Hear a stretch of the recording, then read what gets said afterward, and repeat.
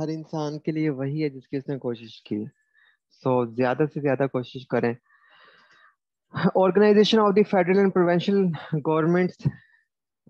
सबसे पहले सिलेबस में हम थोड़ा सा देख लेते हैं कि सिलेबस में ये बताया गया है कि ह्यूमन रिसोर्स मैनेजमेंट के अंदर ही बताया गया है कि organisation of federal and provincial governments, ये पेपर का एक स्पेशल पोर्शन है। यहाँ से शुरू में एचआरएम है और उसके बाद ये पोर्शन बताया गया एंड फिर उसके बाद है पब्लिक सेक्टर इंटरप्राइजेज और फिर एचआरएम की बात करते हैं, वो अप्रोचेस टू एचआरएम। तो इस पोर्शन को इंसर्ट करने का क्या मकसद है एफपीएससी का? तो ये बहुत इंपॉर्टेंट, मतलब ये सेशन है, आपने अच्छी तरह इसे अंडरस्टैंड करना है। तो हम नेक्स्ट बढ़ते हैं। अक्सर ये कहा जाता है कि ऑर्गेनाइजेशन, इस ऑर्गेनाइजेशन की ये वैल्यू है, ये ऑर्गेनाइजेशन ऐसे काम कर रही है, ये ऑर्गेनाइजेशन जो है वो इस तरह से परफॉर्म कर रही है, ये ऑर्गेनाइजेशन अच्छी है बुरी है। तो ऑर्गेनाइजेशन क्या होती है, ऑर्गेनाइजेशन किसे कहते हैं, ऑर्गेनाइजेशन का मतलब क्या है? अक्सर हम कंपनी को भी ऑर्गेनाइजेशन कह देते हैं। अक्सर जो है वो हम एनजीओ को भी ऑर्गेनाइजेशन कह देते हैं, यूनिवर्सिटी को भी कह देते हैं, इंस्टीट्यूट को भी कह देते हैं। और उसके बाद जो है हम जो है ट्रस्ट को भी, इस तरह हुकूमती इदारों को भी ऑर्गेनाइजेशन जो है वो सम टाइम हम बोल देते हैं।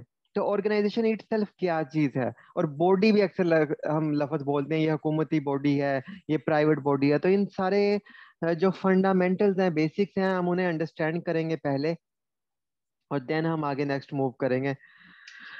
तो ऑर्गेनाइजेशन लफ्ज जो है ये निकला है ऑर्गेनाइज से। ऑर्गेनाइज्ड का मतलब है मुनज्जम। और जब कोई चीज मुनज्जम हो जाती है, ऑर्गेनाइज्ड हो जाती है, तो उससे कहते हैं तंजीम, या उर्दू में इसे मुनज्जम साजी, या एक ऐसी चीज जिसमें चीजें ऑर्गेनाइज्ड या मुनज्जम तरीके से जुड़ी होती हैं, उस चीज को हम कहते हैं ऑर्गेनाइजेशन या ऑर्गेनाइज्ड थिंग्स को का नाम है तंजीम होना या ऑर्गेनाइज होना या ऑर्गेनाइजेशन, उस इंटिटी को हम कह सकते हैं।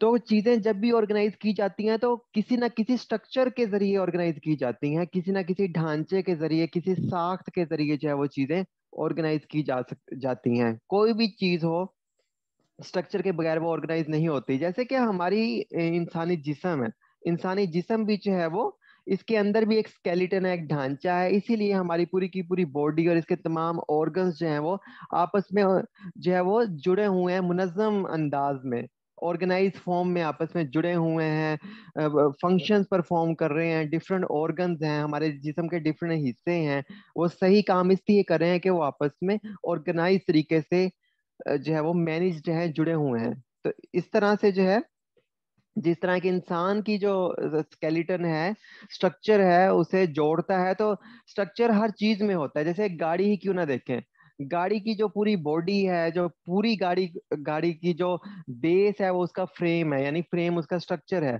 जो पूरी गाड़ी के हर पुर्जे को, हर छोटे से छोटे और बड़े से बड़े पार्ट को जो है वो जोड़े रखता है, मुनज्जम अंदाज में उसे बनाए रखता है। तो इसीलिए गाड़ी चल पाती है।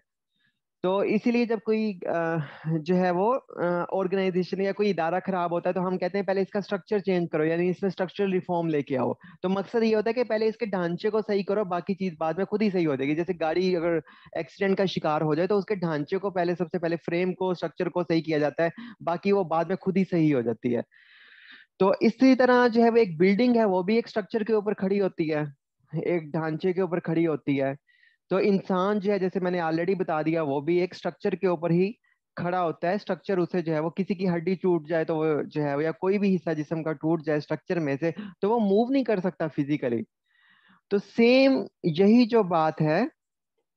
तो इसी तरह कुछ इंटिटीज हैं, मतलब इंटिटीज मीन्स कि कुछ बॉडीज जो बिजनेस करती हैं, कुछ हुकूमती बॉडीज होती हैं, कुछ प्राइवेट बॉडीज होती हैं, कोई सेमी गवर्नमेंट बॉडीज होती हैं। तो इस तरह कोई जो है वो कंपनीज होती हैं। तो ये सारी इंटिटीज हैं। तो क्या इनका कोई स्ट्रक्चर नहीं होगा? ये किसी चीज पे जो है वो खड़ी नहीं होंगी, इनका, इन्हें मैनेज करने का कोई सिस्टम नहीं होगा? इन्हें मैनेज करने का सिस्टम है। और जो चीजें सिस्टम से मैनेज होती हैं उन्हें ही ऑर्गेनाइजेशन हम कहते हैं, उन बॉडीज को। जैसे हम थोड़ा सा और इसे इजी कर लेते हैं।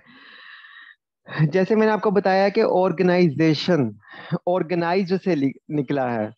तो जैसे इंसानी जिस्म जो है वो आप देख सकते हैं कि ढांचे के जरिए ऑर्गेनाइज्ड होता है। ढांचा पूरे जिस्म के डिफरेंट एरियाज को जोड़े रखता है और वहां से फिर डिफरेंट जो है ऑर्गन्स जो है वो ऑर्गन्स, टिश्यूज, जो वेन्स वगैरह वो कनेक्ट होती हैं।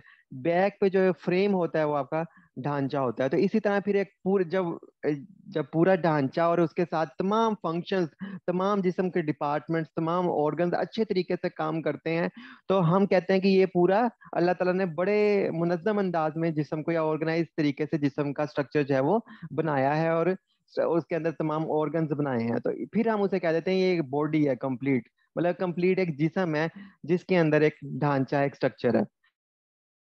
तो ये है जी कंसेप्ट बॉडी का और स्ट्रक्चर का। जब स्ट्रक्चर के जरिए, एक सिस्टम के जरिए, एक मैनेज जो है वो निजाम के जरिए तमाम चीजें वर्क कर रही होती हैं, काम कर रही होती हैं, तो उस पूरी जो एंटिटी है, यानी उस पूरी जो चीज है उसे हम कहते हैं बॉडी, या उसे बॉडी भी कह सकते हैं या एक ऑर्गेनाइजेशन भी कह सकते हैं। लेकिन शर्त यह है कि चीजें ऑर्गेनाइज्ड होनी चाहिए। अगर ऑर्गेनाइज नहीं है तो वो ऑर्गेनाइजेशन नहीं कहलाएगी, बॉडी भी नहीं कहलाएगी। जैसे मैंने बताया कि जो ये हमारा नेचुरल स्ट्रक्चर है जिस्म का और ये अल्लाह ताला ने बनाया है, तो इसे हम कह देते हैं नेचुरल बॉडी, या सम टाइम इसे नेचुरल पर्सन भी कह देते हैं, क्योंकि इसे नेचर ने क्रिएट किया है।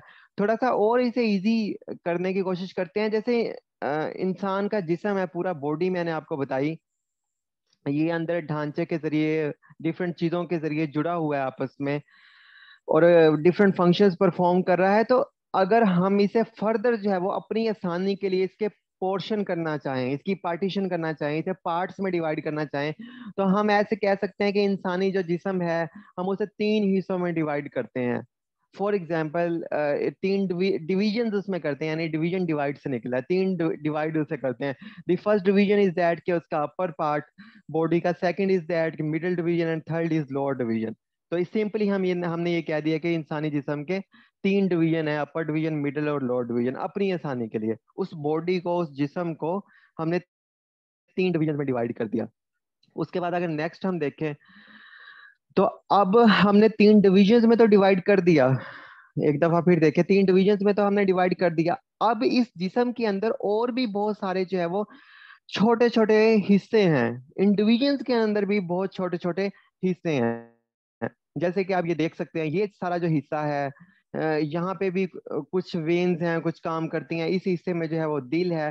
तो हमने डिविजन्स को आगे फर्दर हिस्सों में डिवाइड कर दिया, तो वो उन्हें हम नाम देंगे डिपार्टमेंट्स का। अब ये रेड कलर का देखें आप, पूरा एक डिवीजन था, तो इसके अंदर हमने एक डिवीजन को अंदर से कई हिस्सों में डिवाइड कर दिया, तो ये कहलाएंगे डिपार्टमेंट्स। अब हेड डिपार्टमेंट इसका हो गया, इसका माउथ डिपार्टमेंट हो गया, इसका दिल वाला डिपार्टमेंट हो गया, अगर यहाँ पे किडनीज है तो किडनीज वाला इसका डिपार्टमेंट हो गया। तो इस तरह हमने एक बॉडी थी, उसे डिविजन्स में डिवाइड किया अपने आसानी के लिए, बाद में उसे डिपार्टमेंट्स में, छोटे छोटे डिविजन्स को डिपार्टमेंट्स में हमने डिवाइड कर दिया। तो हम इससे नेक्स्ट मूव करते हैं। तो यहाँ पे जो है डिपार्टमेंट्स के अलावा कुछ और ऑर्गन्स भी होते हैं जिसम में, जो इट सेल्फ फंक्शन कर रहे होते हैं खुद ब खुद। जैसे जैसे दिल है वो खुद ही फंक्शन कर रहा है, इस तरह जो है वो हमारे गुर्दे हैं वो खुद ही जो है वो फंक्शन परफॉर्म कर रहे हैं। तो इन्हें, इस तरह की चीजों को हम ऑर्गन्स कह देते हैं। तो सेम इसी तरह आप थोड़ी सी एक प्रैक्टिकल एग्जांपल की तरफ जाते हैं। तो जैसे हमने देखा कि इंसान का जिस्म किस तरह मैनेज्ड है, स्ट्रक्चर के जरिए जुड़ा हुआ है, फिर हमने आसानी के लिए जो है वो उसे हम बॉडी कह सकते हैं और उसे एक ऑर्गेनाइज्ड ह्यूमन बॉडी कह सकते हैं। फिर उसे हमने डिविजन में डिवाइड कर दिया, आगे डिपार्टमेंट्स में डिवाइड कर दिया। तो अच्छा, हम थोड़ी सी इसकी एक प्रैक्टिकल एग्जांपल ये लेते हैं कि मैं एक एकेडमी ओपन करना चाहता हूँ और मुझे वहाँ पे बहुत सारे स्टूडेंट्स हैं, तो मैं 10 लोगों को हायर कर लेता हूँ कि अपने अपनी एकेडमी चलाने के लिए। अब मैं जी चेयर पे बैठा हूँ और मुझे कुछ नहीं पता, और मैं एक बंदे को कभी कहता हूँ भाई आप ये काम कर लो, दूसरे को कहता हूँ बाजार से ये ले आओ, तीसरे को कहता हूँ बुक्स ले आओ, चौथे को कहता हूँ कंप्यूटर पे देख लो, कभी पांचवे को कहता हूँ आप कंप्यूटर पे देख लो, ये चीज कर लो, वो चीज कर लो, बैठा बैठा। लेकिन मेरा कोई सिस्टम नहीं है, कोई कोई तरीका कार नहीं है, कोई वे नहीं है काम करने का। तो इट्स मीन हम, मेरी एकेडमी को कहा जाएगा इट इज अनऑर्गेनाइज्ड एकेडमी। तो ये अनऑर्गेनाइज है, इसका कोई जो है वो चीजें मैनेज नहीं है। तो फिर मैं अपनी एकेडमी को जो है ऑर्गेनाइजेशन बनाना चाहता हूँ, तो मैं कैसे उस ऑर्गेनाइजेशन बनाऊंगा? तो मैं सिंपली अपनी एकेडमी की चीजों को ऑर्गेनाइज कर दूंगा। ऑर्गेनाइज कैसे होंगी चीजें? किसी स्ट्रक्चर के जरिए। जो स्ट्रक्चर, जब चीजें स्ट्रक्चर के जरिए ऑर्गेनाइज होंगी तो मेरी एकेडमी जो है ऑर्गेनाइजेशन बन जाएगी एक। और यहाँ पे जो मैंने 10 लोग पहले हायर किए हुए थे, तो उन्हें जो है वो मैं एक सिस्टम के अंडर ले आऊंगा, एक स्ट्रक्चर के बना के, एक आर्टिफिशियल या पेपर पे स्ट्रक्चर में बना के ले आऊंगा। और फिर उस स्ट्रक्चर के तहत उन्हें मैं रन करूंगा उन लोगों को। तो ऑर्गेनाइज सिस्टम ऑफ वर्क जो है वो, जो है वो ये कह सकते हैं, उसे स्ट्रक्चर का नाम दे सकते हैं। जब चीजें सिस्टम के जरिए काम करती हैं तो उसे ऑर्गेनाइज सिस्टम ऑफ वर्क कह सकते हैं। तो अब मैं फॉर एग्जांपल अभी भी एक सिस्टम मैं ड्रा करता हूँ अभी अपनी एकेडमी के लिए। उसे जो है वो एक ऑर्गेनाइजेशन में बनाना चाहता हूँ एकेडमी को। तो उसके लिए एक सिस्टम और स्ट्रक्चर की जरूरत है। स्ट्रक्चर अभी बना लेते हैं बैठ के। तो मैं सबसे पहले ऑर्गेनाइजेशन का एक हेड रखूंगा, या मैं खुद हेड बन जाऊंगा ऑर्गेनाइजेशन का। ठीक है। और मैं सोचूंगा कि ऑर्गेनाइजेशन में दो ही काम होते हैं, एक एडमिनिस्ट्रेशन होती है, चीजों को मैनेज करना, और दूसरा जो है वो टीचिंग। तो लिहाजा मैं ऑर्गेनाइजेशन के दो हिस्से कर देता हूँ। एक हिस्से को मैं कह दूंगा स्ट्रक्चर में कि ये एकेडमिक विंग है मेरा, और दूसरा जो है वो नॉन एकेडमिक या एडमिनिस्ट्रेटिव विंग है। तो सिंपल, इसका हेड फॉर एग्जाम्पल मैं हूँ। तो मैंने दो हिस्सों में अपनी एकेडमी को डिवाइड कर दिया। अच्छा, अब फर्दर मैंने उस स्ट्रक्चर को और बढ़ा दिया आगे, कि जो नॉन एकेडमिक विंग होगा उसमें जो है डिफरेंट टास्क हैं, जैसे वेबसाइट चलाना। तो एक इंसान जो है जो पहले अनऑर्गेनाइज थे वो वेबसाइट मेंटेन करेगा, एक जो है फीसिस का हिसाब किताब रखेगा, अकाउंट्स को मेंटेन करेगा, और एक फोन कॉल्स वगैरह को जो हेल्प के लिए आती हैं, एडमिशन के लिए आती हैं, उन्हें मैनेज करेगा। तो ये सारे नॉन टीचिंग काम को मैंने जो है वो एडमिनिस्ट्रेटिव विंग में डिवाइड कर दिया। अच्छा, इसके बाद जो एकेडमिक विंग है उसमें मैंने एक टीचर जो है उसे हायर कर लिया, दूसरे को हायर कर लिया, और एक रिसर्चर को हायर कर लिया कि आप बैठ के जो है वो सिर्फ रिसर्च करोगे, चीजें कलेक्ट करके दोगे। तो इस तरह कलेक्टिवली जो है वो एक सिस्टम के तहत अभी एक सिस्टम बन गया, हर किसी के रोल्स आइडेंटिफाई हो गए। अब मैं पेपर लूंगा, उसके ऊपर रूल्स बना दूंगा, एक पॉलिसी बना दूंगा। पॉलिसी का मतलब होता है गाइडलाइन या रूल्स। तो मैं उस पे रूल्स और पॉलिसी बना के वो सबके हाथ में दे दूंगा, और एक पूरी ऑर्गेनाइजेशन की बना दूंगा, उसमें ये स्ट्रक्चर ड्रा कर दूंगा। अब वेब एडमिन का क्या काम है, कैसे करना है, वो उसमें लिख दूंगा। अकाउंट ऑफिसर का क्या काम है, टीचर का क्या काम है, और ये कैसे काम करेंगे, कौन किसके अंडर होगा। इसी तरह जैसे ये इसके अंडर एक दूसरे के अंडर है सारे, ये हेड टीचर के अंडर होंगे जो दो टीचर और रिसर्चर हैं। तो इस तरह मैं ये सारा एक सिस्टम मैंने डिजाइन कर लिया, एक स्ट्रक्चर मैंने डिजाइन कर लिया। तो इसे अब मैं कह सकता हूँ कि मेरी जो एकेडमी है वो एक ऑर्गेनाइज सिस्टम के तहत चल रही है। So it will be called the organisation. Simple is that. अब ये एक ऑर्गेनाइज्ड होगी, अब ये ऑर्गेनाइजेशन कहलाएगी। अच्छा, अब मैं थोड़ा सा, मेरी ऑर्गेनाइजेशन बड़ी होगी है काफी, तो मैं इसे और आसान करना चाहता हूँ अपने लिए। तो मैं कहता हूँ ऐसे करता हूँ। अच्छा, अब ये मेरी जो पूरी एकेडमी है ये चीजों के साथ जुड़ चुकी है, एक सिस्टम के साथ जुड़ चुकी है। ये एक इसका स्ट्रक्चर बन चुका है, एक लीगल स्ट्रक्चर इसे कह लें। तो इसे मैं जो है ऑर्गेनाइजेशन भी कह सकता हूँ, एक बॉडी भी कह सकता हूँ। तो मतलब जो है इसे अब मैं अपनी एकेडमी को एक बॉडी भी कह सकता हूँ। अगर ये लॉ के अंडर रजिस्टर्ड है तो फिर मैं इसे लीगल बॉडी भी कह सकता हूँ। अगर रजिस्टर्ड नहीं है तो इलीगल बॉडी या नॉन लीगल बॉडी भी मैं इसे कह सकता हूँ। तो अच्छा, अब ये एक ऑर्गेनाइजेशन है और ये बॉडी है। तो अब मैं इसे जो है वो आगे फर्दर अपनी आसानी के लिए दो हिस्सों में डिवाइड कर देता हूँ। तो मैं डिवीजन का मतलब होता है डिवाइड करना। तो एक हिस्से को मैं नाम देता हूँ एडमिन डिवीजन, और एक को देता हूँ एकेडमिक डिवीजन। एडमिन डिवीजन जो है वो सिर्फ एडमिनिस्ट्रेशन देखेगा, और एकेडमिक जो है वो जो तालीमी मामला आता है वो चलाएगा सिर्फ। सो सिंपल, मैंने दो हिस्सों में डिवाइड कर दिया, जैसे हमने जिस्म को तीन हिस्सों में डिवाइड किया था, इंसानी जिस्म को। तो अब हम अगर नेक्स्ट मूव करें, तो यहाँ पे जो नेचुरल पर्सन है, अक्सर आप लफ्ज सुनते हैं ला में, और तो नेचुरल पर्सन को क्रिएट करती है कुदरत, खुदा, अल्लाह ताला उसे बनाते हैं। और जो लीगल पर्सन है वो या लीगल बॉडी है, या लीगल जो है वो जिस्म है, लीगल इंटिटी है, उसे कौन क्रिएट करता है? उसे लॉ क्रिएट करता है। अब वो लॉ उस मुल्क का हो सकता है, उस मुल्क के अंडर कोई सब लॉ हो सकता है जो उस लीगल बॉडी को क्रिएट करे। तो इस चीज को, जो चीज, जो बॉडीज, जो ऑर्गेनाइजेशन, जो शनाख्तें लॉ के जरिए क्रिएट की जाती हैं, उसे लीगल पर्सन या लीगल बॉडी या जो है वो आर्टिफिशियल जुरिडिकल पर्सन भी कहा जाता है, या आर्टिफिशियल लीगल पर्सन भी उसे कहा जाता है। उसकी एग्जांपल है कंपनीज। तो इसलिए कंपनीज को ऑर्गेनाइजेशन कहा जाता है। ट्रस्ट होगी, सोसाइटी होगी, एसोसिएशन होगी, फाउंडेशन होगी, कोऑपरेटिव सोसाइटी होगी, पीआईए हो गया, आपका वापडा हो गया, एचईसी हो गया, फेडरल पब्लिक सर्विस कमीशन हो गया, यूनिवर्सिटीज होगी तमाम की तमाम। These all things are created by the law, so that's why we can say that these are the legal bodies, these are the legal persons, these are the organization। इसलिए इन्हें सबको organisation इसलिए कहा जाता है कि ये ऑर्गेनाइज सिस्टम से चल रही हैं, उससे जुड़ी हुई हैं, उससे बनी हुई हैं। आई होप सो अब आपको कंपनीज का, ट्रस्ट का, ऑर्गेनाइजेशन का, बॉडीज का जो है वो कॉन्सेप्ट अंडरस्टैंड हो गया होगा। तो अब जैसे मैंने अभी आपको बताया कि जो कंपनी है, इसी क्योंकि उसके बिहाइंड जैसे एक जिस्म का स्ट्रक्चर होता है, नेचुरल स्ट्रक्चर, जैसे एकेडमी का मैंने अभी एक स्ट्रक्चर आपको बना के दिखाया था, इस तरह कंपनी का भी एक लीगल स्ट्रक्चर होता है जो लॉ से कंपनी रजिस्टर करवाते हैं। कंपनी सिर्फ लॉ के जरिए ही क्रिएट की जा सकती है, विदाउट लॉ ये क्रिएट नहीं की जा सकती है। तो इसके पीछे एक लीगल स्ट्रक्चर होता है, इसलिए इसे जो है वो ऑर्गेनाइजेशन कहते हैं या बॉडी कहते हैं। इस तरह एनजीओ जो है, एनजीओ जो है वो लॉ, ये भी आपकी मर्जी है। जैसे अभी हम 50 लोग यहाँ पे क्लास में बैठे हैं, तो हम अभी अपनी ऑर्गेनाइजेशन बना लें, तो हमें उसमें जरूरी नहीं है कि हम ला के जरिए उसे क्रिएट करें, या जो है वो ला या ला के जरिए क्रिएट करना लाजमी है। तो जो है वेलफेयर ऑर्गेनाइजेशन या इस तरह की ऑर्गेनाइजेशन वो रजिस्टर्ड भी हो सकती है, अनरजिस्टर्ड भी हो सकती है। जैसे हमारी एकेडमी है, that is not the registered organisation. So जो यूनिवर्सिटी है, ये भी एक लीगल स्ट्रक्चर होता है, इसलिए इसे ऑर्गेनाइजेशन कहते हैं। इंस्टीट्यूट के पीछे भी लीगल स्ट्रक्चर होता है, वेलफेयर फाउंडेशन, ट्रस्ट, इनके पीछे लीगल स्ट्रक्चर हो भी सकता है, नहीं भी हो सकता। तो इसी तरह अब फाइनली अपने टॉपिक को कनेक्ट करते हैं। तो फेड वो कह रहा है यहाँ पे आपके सिलेबस में कि फेडरल और प्रोविंशियल गवर्नमेंट की जो ऑर्गेनाइजेशन है उस पे आप बात करें, मतलब फेडरल और प्रोविंशियल गवर्नमेंट की जो ऑर्गेनाइजेशन है, अब वो पेपर में उसने सिलेबस को इंक्लूड किया है, इसलिए मैंने आपको ये फंडामेंटल्स कुछ बताई हैं। अब फाइनली अपने उस सेशन की तरफ बढ़ते हैं। यहाँ तक किसी को कोई प्रॉब्लम है तो बताएं, ऑर्गेनाइजेशन, कंपनी, इसमें किसी में कोई मसला है?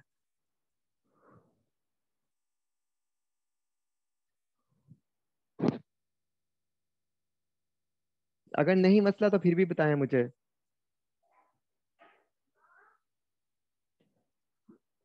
अ, किसी का भी मैसेज नहीं आया मुझे।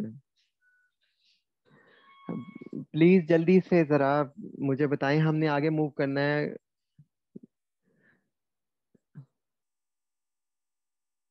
ठीक है, अच्छा ठीक है, ठीक है, ठीक है, ओके ओके, सही है, समझ आ गया मुझे। अगर नेक्स्ट चलते हैं, जैसे पाकिस्तान की अगर बात करें, तो पाकिस्तान की जो हुकूमत है वो भी एक लीगल बॉडी है।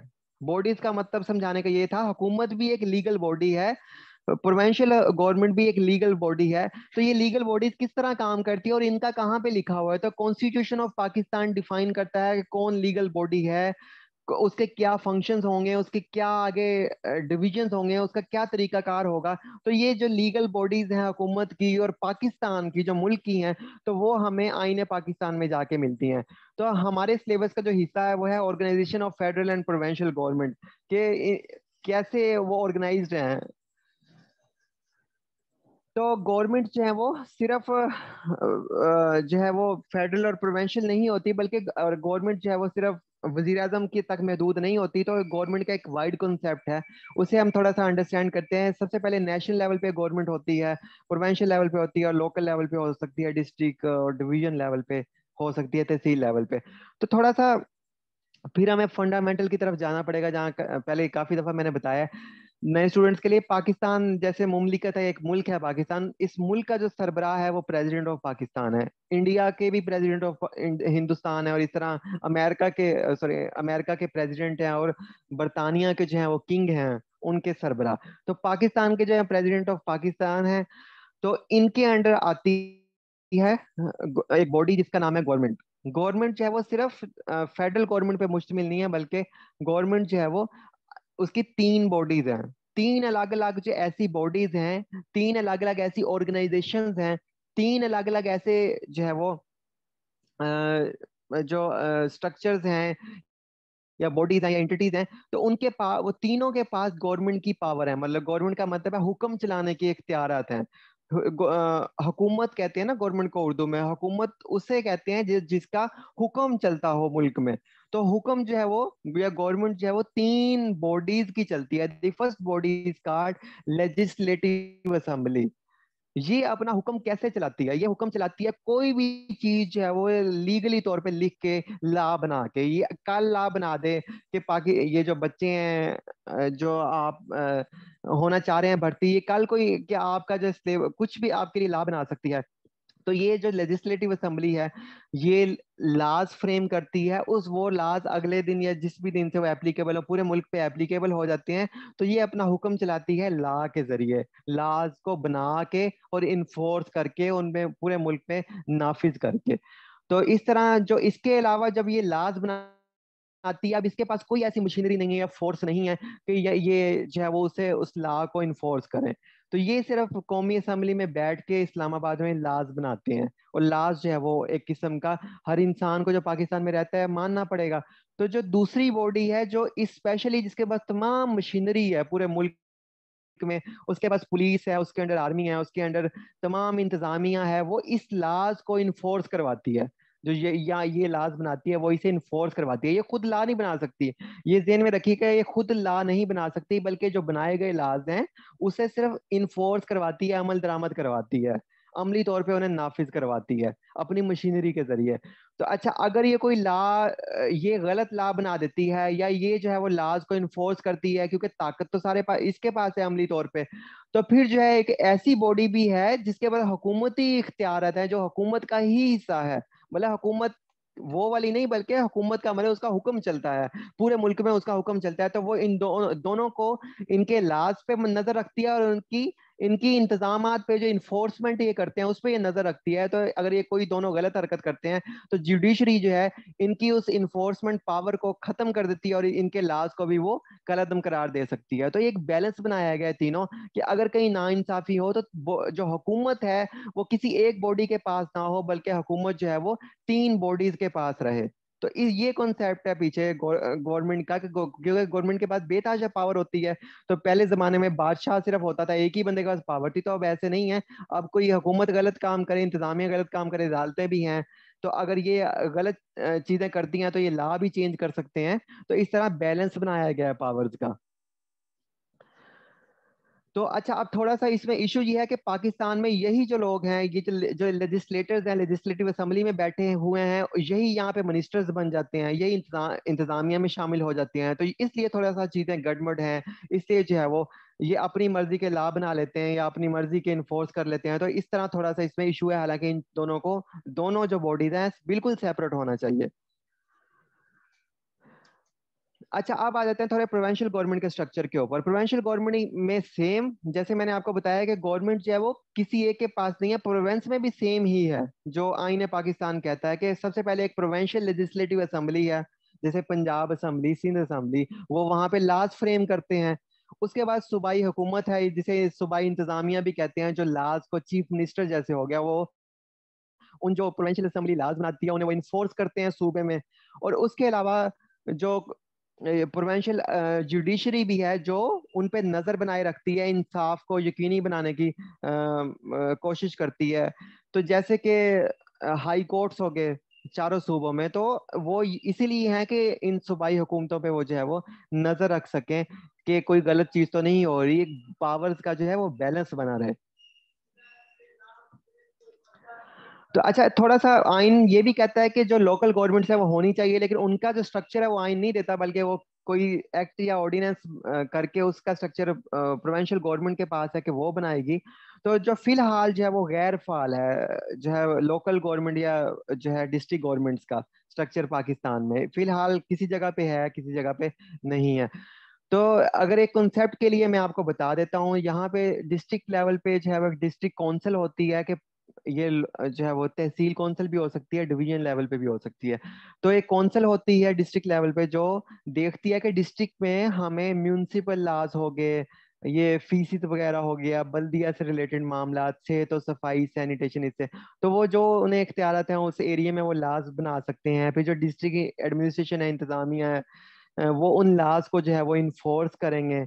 जिली नाज़िम वगैरह हो गए या मेयर्स वगैरह हो गए जो अवामी नुमाइंदे होंगे। तो इस तरह पे डिस्ट्रिक्ट जुडिशरी जो है अगर कोई गलत काम होता है तो वो, अगर कोई गलत चीज होती है तो उन्हें उन पे नजर रख सकती है। तो इसका देखें एक छोटे लेवल पे भी जो हुकूमत है वो सिर्फ किसी एक बॉडी के पास नहीं है, ताकि बैलेंस बना रहे पावर्स का, उनका गलत इस्तेमाल ना हो। तो ये तो फाल है, ये तो आपको बॉडी देखने को मिलेगी। लेकिन ये डिस्ट्रिक्ट एडमिनिस्ट्रेशन जैसे कराची में है मेयर, लेकिन उसके पास इख्तियारात नहीं है। तो किसी जगह पे ये स्ट्रक्चर है, किसी सूबे में अभी फिलहाल नहीं है, इस पे बात चल रही है, ये ट्रांसफर नहीं करना चाहते पावर्स। तो फिलहाल तकरीबन ये पार्शली जो है वो इन्फोर्स्ड है, कहीं पे ये अनफंक्शनल है।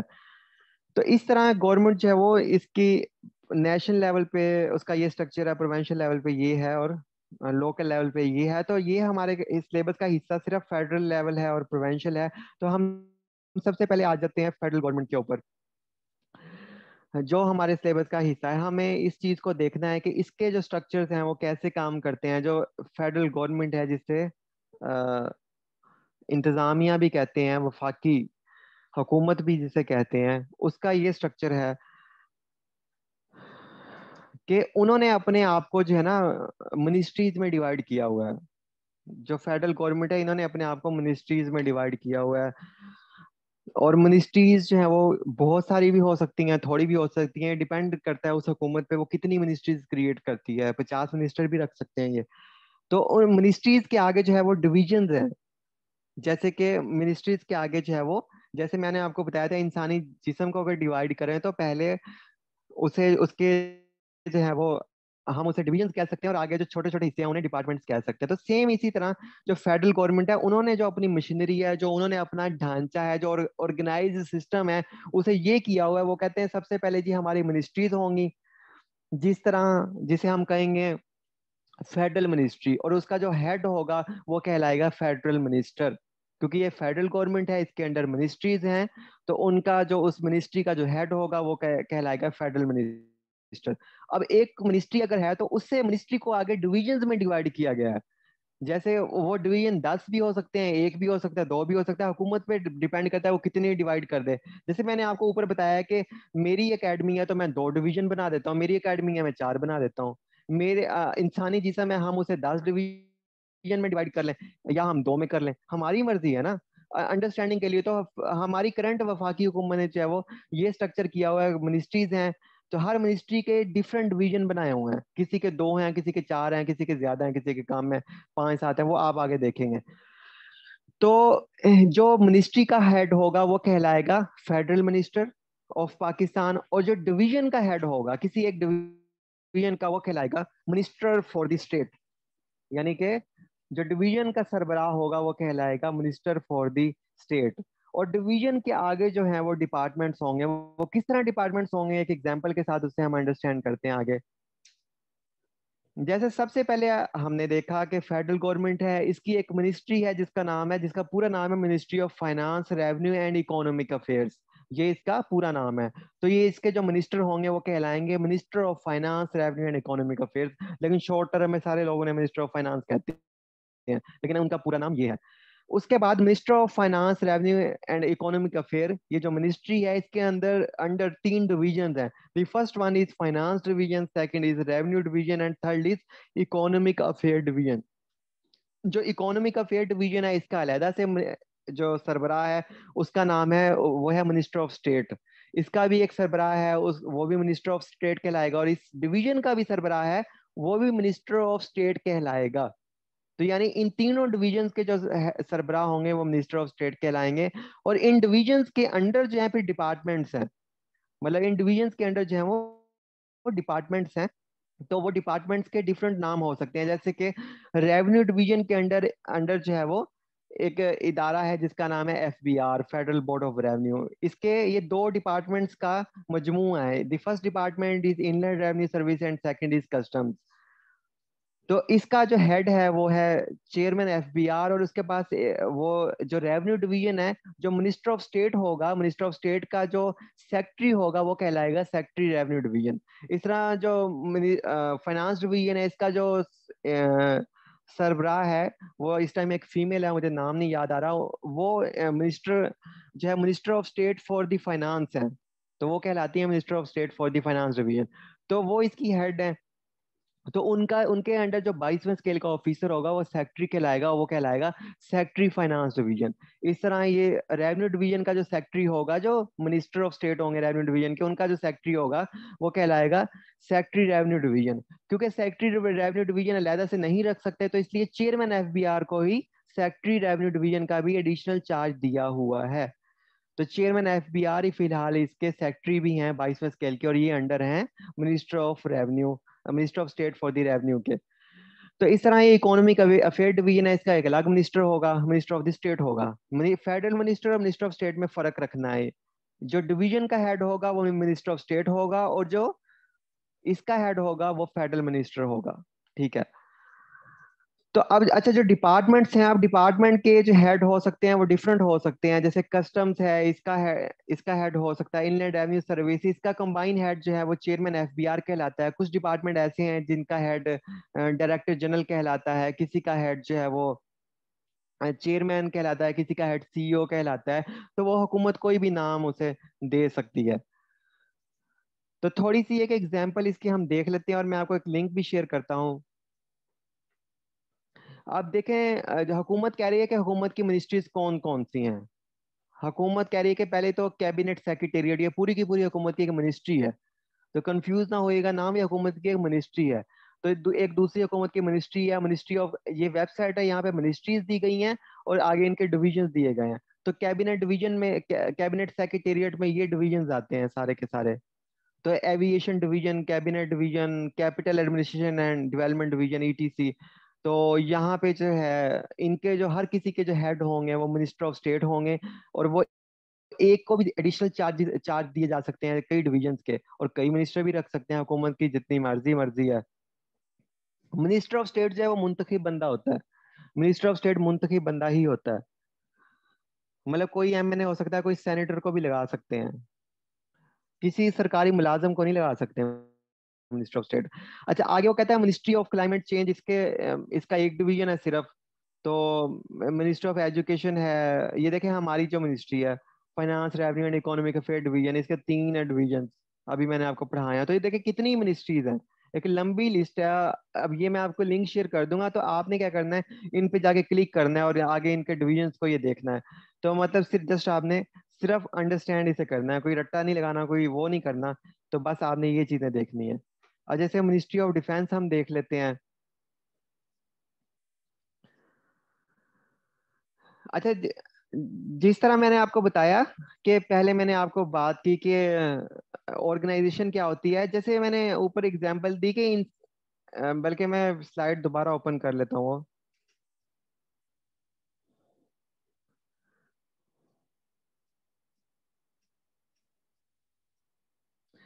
तो ये देखें, जैसे ये एक पूरे का पूरा इंसानी जिस्म है। अब ये इसका डिपार्टमेंट है, ये छोटा सा। तो अब ये डिपार्टमेंट कल को ये तो क्लेम नहीं कर सकता ना कि मैं पूरी की पूरी बॉडी हूँ। मैं पूरी बॉडी हूँ मतलब मैं पूरा जिस्म हूँ, नहीं, पूरी बॉडी यही समझी जाएगी ये जो पूरी है। तो पूरी बॉडी जो है वो फेडरल गवर्नमेंट है, तो ये इसका छोटा सा डिपार्टमेंट है। तो डिपार्टमेंट इटसेल्फ कैसे क्लेम कर सकता है? तो एफबीआर एक डिपार्टमेंट है, एफबीआर ये थोड़ी ना क्लेम कर सकता है कि मैं पूरी बॉडी हूँ। आप अलहदा से बॉडी नहीं हो, मतलब आप एक अलहदा से लीगल पर्सन नहीं हो। लीगल पर्सन जो है वो सिर्फ फेडरल गवर्नमेंट है। यानी पूरे लीगल पर्सन वही कहा जाएगा, पर्सन वही कहा जाएगा ना जो पूरा का पूरा जिस्म होगा, जिसका पूरी जिसकी बॉडी होगी। तो जैसे आर्मी है, आर्मी भी जो है वो एक बॉडी नहीं है, आर्मी एक डिपार्टमेंट है। एक मतलब जो मिनिस्ट्री ऑफ डिफेंस है, जैसे ये आप देख रहे हैं। तो इसके बहुत सारे आगे डिपार्टमेंट्स हैं। तो जैसे कि इसकी ये जैसे नेवी इसके पास है, एयरफोर्स है, आर्मी है। तो और भी बहुत सारे। तो ये नेशनल डिफेंस यूनिवर्सिटी भी इन्हीं के अंडर है। तो आर्मी जो है वो मिनिस्ट्री ऑफ डिफेंस के अंडर आती है। तो ये एक अलहदा से बॉडी नहीं, एक अलहदा से ऑर्गेनाइजेशन नहीं है आर्मी, बल्कि that is the part of federal government. वो फेडरल गवर्नमेंट का हिस्सा है। तो इस तरह एफबीआर भी फेडरल गवर्नमेंट का हिस्सा है। तो ये चीजें, इन चीजों में आपने थोड़ा सा अंडरस्टैंड करना है। अब थोड़ा सा मैं आपको बता देता हूँ कि जो एचईसी है, हायर एजुकेशन कमीशन, क्या वो फेडरल गवर्नमेंट का हिस्सा है?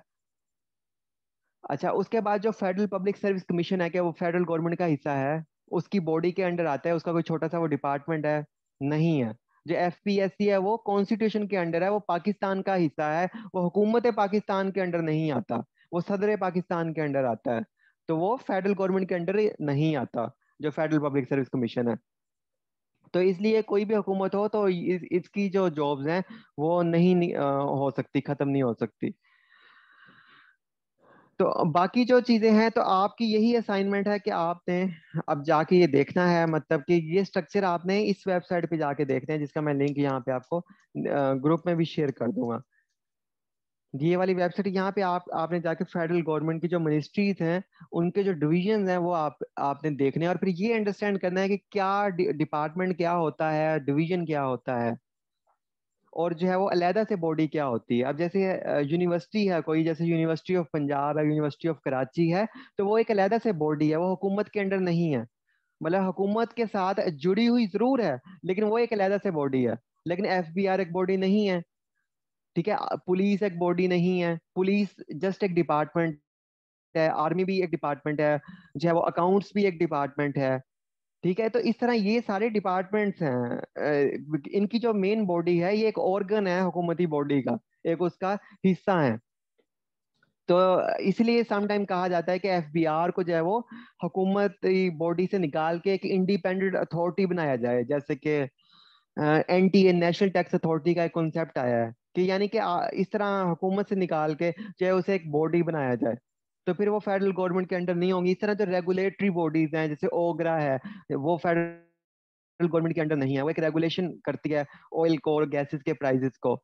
सेम इस तरह कई ऐसी बॉडीज हैं, जैसे एचईसी होगी, जैसे फेडरल पब्लिक सर्विस कमीशन हो गया, जैसे पीटीए हो गया, तो वो एफिलिएट जरूर है, हुकूमत से मुंसलिक जरूर है, बट ये नहीं है कि जैसे वो हुकूमत के अंडर है। तो वो कोई चीजें जो है वो वो मुल्क के अंडर है, हुकूमत से वो अलहदा होती हैं, इंडिपेंडेंट होती हैं, ताकि हुकूमत का उन पे इन्फ्लुएंस ना हो सके। इसी तरह जो यूनिवर्सिटीज होती हैं, देखा है गवर्नर उसका सरबराह क्यों होता है, वो इसलिए होता है कि वो प्रोविंशियल गवर्नमेंट के अंडर नहीं होती, वो इंडिपेंडेंट होती हैं, उनका स्ट्रक्चर एक होता है। अब ये जो आपने स्ट्रक्चर देखा है फेडरल गवर्नमेंट का, अब फेडरल गवर्नमेंट कोई भी रूल बनाती है तो इस बॉडी के जितने भी डिपार्टमेंट्स हैं वो रूल सब पे अप्लाई होगा। मिसाल के तौर पे फेडरल गवर्नमेंट ये कहती है कि 2022 से हमने सैलरीज जो है वो 300 गुना बढ़ा देनी है, तो वो 300 गुना आर्मी को भी मिलेंगी, 300 गुना एफबीआर को भी मिलेंगी, 300 गुना वफाकी पुलिस को भी मिलेंगी, 300 गुना अकाउंट्स वालों को भी मिलेंगी, जो जो उस हुकूमती बॉडी का हिस्सा है। लेकिन जो हुकूमती बॉडी का हिस्सा नहीं है उन्हें नहीं मिलेंगी। जैसे मिसाल के तौर पे सम टाइम ऐसे होता है कि वापडा जो है उसे वो सैलरीज नहीं मिलती, क्योंकि वो अपनी एक अलहदा से बॉडी है। वापडा है water and power development authority, वापडा का जो पूरा नाम है water and power development authority, तो ये एक अलहदा से बॉडी है, तो उसे वो उस पे वो चीजें अप्लाई नहीं होती, तो फेडरल गवर्नमेंट के जितने डिपार्टमेंट्स हैं उन पे वो चीजें अप्लाई होती हैं फेडरल गवर्नमेंट की। तो सम टाइम इसमें उन एम्प्लॉइज को नुकसान भी होता है, सम टाइम उनका बेनिफिट भी होता है, तो इस तरह से। तो ये है जी सारी सूरत हाल। तो अब जिसके जो अलहदा से इंडिपेंडेंट बॉडी होगी, इंडिपेंडेंट ऑर्गेनाइजेशन होगी, हुकूमत का हिस्सा नहीं होगी, ऑर्गेनाइजेशन वो तभी कहलाएगी जब वो एक अलहदा से लीगल बॉडी होगी, हुकूमत का कोई डिपार्टमेंट नहीं होगी। और ये बात फिर जहन में नशीन कर लें कि हुकूमत का कोई डिपार्टमेंट जो है वो कोई उसका ऑर्गन हुकूमत का अपने आप को बॉडी नहीं कह सकता, अपने आप को इदारा, इंस्टीट्यूट, ऑर्गेनाइजेशन नहीं कह सकता। He will be called the department in term of legal words. जो अलहदा से हैं चीजें, वो सिर्फ अपने आप को अलहदा सेपरेट जो है वो बॉडीज कह सकती हैं। और हुकूमत की भी और बहुत सारी सेपरेट बॉडीज हो सकती हैं, जैसे हुकूमत एक कंपनी बना देती है, जैसे पीआई है, तो पीआई हुकूमत किसी मिनिस्ट्री के अंडर नहीं करती, वो अलहदा से अपनी एक कंपनी बना लेती है, तो वो डायरेक्ट ही हुकूमत के यानी वजीर आजम के अंडर हो सकती है। तो इस तरह वो किसी मिनिस्ट्री के अंडर नहीं है। जैसे पीटीवी है, पाकिस्तान टेलीविजन कारपोरेशन, तो वो भी हो सकता है, मुझे पता नहीं है कि वो मिनिस्ट्री ऑफ कम्युनिकेशन के अंडर है या डायरेक्ट है। तो इस तरह से, तो ये है सारी सूरत हाल। आई होप सो इस चीज का कॉन्सेप्ट आपको अंडरस्टैंड हो गया होगा। सो अगर कोई इशू है तो please unmute your mic and tell me. So हम आगे जाके, अच्छा, प्रोविंशियल गवर्नमेंट का जो स्ट्रक्चर है वो ये नहीं है, हम आगे उनका स्ट्रक्चर देखेंगे। उनका स्ट्रक्चर जो है वो अलहदा है। वो जो है जैसे कि वहां पे आपको पता है, वो तो उनका जो डिवीजन है वो तो एक एक इलाके को एक डिवीजन कहते हैं। जैसे आपको पता है Lahore division, Gujranwala division, Bahawalpur division, Multan division, इस तरह कराची एक पूरा डिवीजन है, इस तरह जो है वो केपी के भी कई डिविजन्स होंगे, फिर उन डिविजन्स पे जो है वो एक कमिश्नर बैठता है। तो वो जो लोकल गवर्नमेंट का मैंने आपको बताया, तो लोकल गवर्नमेंट नहीं फाल करती, तो इसलिए उनकी जो पावर्स हैं वो कमिश्नर्स को दी हुई हैं। इस तरह सिटी गवर्नमेंट की पावर्स, जो सिटी का एसी होता है, जो डिस्ट्रिक्ट है उसका डीसी होता है, उसे दी हुई हैं। इसलिए उनके पास इतने इख्तियार आते हैं। तो ये कहा जाता है कि अगर अवामी नुमाइंदों को लाया जाए, जिसे जिली नाज़िम होगा, उसके बाद तहसील नाजिम होगा, तो फिर वो एसीडीसी वाले उनके मुलाजिम होंगे और वो पावर्स उन्हें चली जाएंगे। तो वो पावर्स ट्रांसफर नहीं करना चाहते, फिर हुकूमत की रिट नहीं रहेगी। वो ये समझते हैं, तो फिर इसलिए वो पावर्स ट्रांसफर नहीं कर रहे। तो अब है ये सारी सूरत हाल। जैसे कि मुस्तफ़ा सैयद मुस्तफ़ा कमाल जो थे वो सिटी नाज़िम कराची थे, तो वो इसी तरह उनके पास सारी उस टाइम पावर्स थी, 10-15 साल पहले, इसलिए वो कराची में इतना काम करते थे उस जमाने में। तो ये है सारा कॉन्सेप्ट। तो ये पेपर में वो ये पूछ सकता है, पेपर में इस तरह आपको स्ट्रक्चर के बारे में पूछ सकता है, आपकी राय मांग सकता है, ओपिनियन ले सकता है कि जैसे पीआईए खसारे में जा रहा है, तो इसमें क्या स्ट्रक्चरल रिफॉर्म्स की जाएं जो ये पीआईए जो है वो चेंज हो जाए। तो इसीलिए यही वजह है कि उन्होंने एचआर को बीच में इंक्लूड किया है और ये कहा है कि ऑर्गेनाइजेशन स्ट्रक्चर पड़े हुकूमत का, ताकि वो पेपर में इस तरह से इस रेलिवेंट इस एरिया से घुमा के आपसे क्वेश्चन पूछेगा, और आपको इस एरिया पे इतनी ग्रिप होनी चाहिए, कोई अब आपको स्ट्रक्चर्स पे रट्टा नहीं लगाना चाहिए, बल्कि पेपर में आप खुद वहां पे सजेस्ट कर रहे हो कि ये अगर किसी इदारे के बारे में पूछ ले तो यहाँ पे आप स्ट्रक्चर डिजाइन करके वहां पे दे रहे हो। जैसे एफबीआर है, तो एफबीआर को आप कह सकते हैं कि इसमें ये स्ट्रक्चरल चेंजेस होनी चाहिए। जैसे पाकिस्तान में 6 महकमे हैं टैक्स इकट्ठा करने के, 3 तो फेडरल हुकूमत की हैं, तो ये आप कह सकते हैं कि एक ही स्ट्रक्चर होना चाहिए, एक ही महकमा होना चाहिए, एक ही बॉडी होनी चाहिए, 3 दिन क्यों भागे फिर रहे हैं। तो इस तरह से वो पूछ सकता है, इसलिए मुझे इतना ये आसान करने की मैंने कोशिश की है आपके लिए। I hope, I do not या नहीं, लेकिन आप मुझे बताएं माइक। Excuse me sir.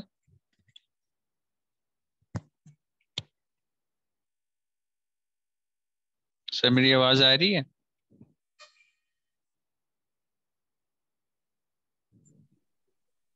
जी जी, बताएं आप।